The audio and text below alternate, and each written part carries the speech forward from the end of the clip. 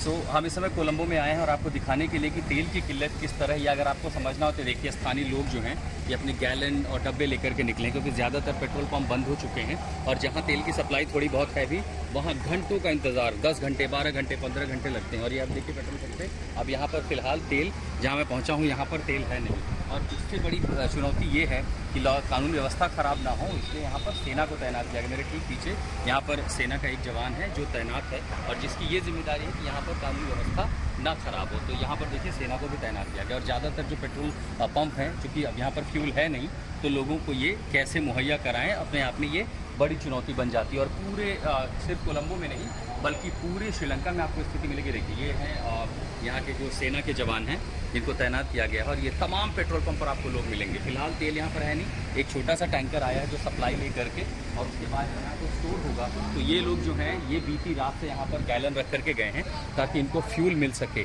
इससे आप समझ सकते हैं कि श्रीलंका में हालात कितने ख़राब हैं, और अगर डीजल नहीं है, पेट्रोल नहीं है, उसके बाद हालात किस कदर ख़राब हो सकते हैं, क्योंकि बहुत सारी जो ज़रूरतें हैं वो इन पर निर्भर करती हैं। तो आप जो ट्रांसपोर्ट व्यवस्था है वो ठप पड़ गई है। ये जो सार्वजनिक बसें आप देख पा रहे हैं खासकर श्रीलंका की, आप ये समझिए कि ज़्यादातर बसें जो सार्वजनिक पब्लिक ट्रांसपोर्ट है वो बसें अभी भी डिपो में खड़ी हैं। कुछ ऑटो रिक्शा, कुछ टैक्सियाँ चल पा रही हैं, लोगों की कमाई पर, रोजी रोटी पर बन आई है। तो ये हालात हैं कोलंबो के। फिलहाल ये रिपोर्ट लेकर कोलंबो से मैं आशुतोष मिश्रा, आज तक।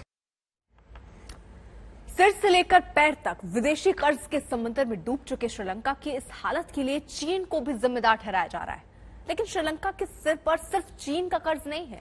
सेंट्रल बैंक ऑफ श्रीलंका की वेबसाइट पर मौजूद अप्रैल 2021 के आंकड़ों के मुताबिक श्रीलंका का 22% विदेशी कर्ज अंतर्राष्ट्रीय द्विपक्षीय लेनदारों यानी प्राइवेट फाइनेंशियल कंपनियों से लिया गया है। इसके बाद 14% से ज्यादा कर्ज श्रीलंका ने एशियन डेवलपमेंट बैंक यानी एडीबी से लिया हुआ है, जिसने श्रीलंका को करीब $4 अरब का कर्ज दिया है। इसके बाद श्रीलंका के विदेशी कर्जदारों में जापान और चीन 10% से ज्यादा हिस्सेदारी के साथ दूसरे और तीसरे नंबर पर है। इसके बाद श्रीलंका के लेनदारों में बाकी देशों और संस्थानों का नंबर आता है, जिसमें भारत के अलावा वर्ल्ड बैंक, संयुक्त राष्ट्र भी शामिल है। और अब यही विदेशी कर्ज श्रीलंका के जीजान का जंजाल बना हुआ है। ऐसे में अब भारत ने अपना पड़ोसी धर्म निभाते हुए श्रीलंका की तरफ मदद का हाथ बढ़ाया और श्रीलंका को इस स्थिति से उबारने के लिए आगे आया। श्रीलंका को इस आर्थिक समस्या से उबारने के लिए भारत ने अब तक उसकी करीब $2 अरब की मदद की है। इसके अलावा भारत ने श्रीलंका को $1 अरब की क्रेडिट लाइन यानी ऋण सहायता देने पर सहमति जताई है। इससे श्रीलंका को अनिवार्य वस्तुओं की कमी को पूरा करने में मदद मिल सकती है। खाद्यान्न मदद के तौर पर भारत ने श्रीलंका को जल्द से जल्द 40,000 टन चावल भेजने का फैसला भी लिया।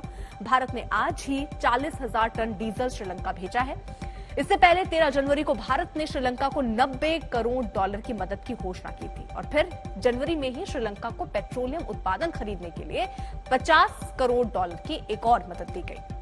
लेकिन श्रीलंका की अर्थव्यवस्था की कमर इतनी बुरी तरह टूट चुकी है कि उसका संभलना मुश्किल होता नजर आ रहा है, जिसकी वजह से श्रीलंका में अब गृह युद्ध जैसी स्थिति बन गई है। लेकिन देखिए, श्रीलंका में इतने बड़े आर्थिक आपातकाल का गुनहगार कौन है? अब इन सब के बीच सवाल यही। श्रीलंका की जनता की नजर में इसका दोषी है एक परिवार, और ये राजपक्षे परिवार, जो श्रीलंका में वर्तमान में सत्ता पर काबिज है। राजपक्षे परिवार के 6 सदस्य इस वक्त श्रीलंकाई सरकार को चला रहे हैं। इनमें गोटबाया राजपक्षे श्रीलंका के राष्ट्रपति हैं। उनके बड़े भाई महिंद्रा राजपक्षे प्रधानमंत्री हैं, वो राष्ट्रपति भी रह चुके हैं। राष्ट्रपति गोटबाया के सबसे बड़े भाई चमल राजपक्षे श्रीलंका के गृह मंत्री हैं। बासिल राजपक्षे श्रीलंका के वित्त मंत्री हैं। वहीं राष्ट्रपति गोटबाया के भतीजे नमल राजपक्षे श्रीलंका के कृषि मंत्री हैं।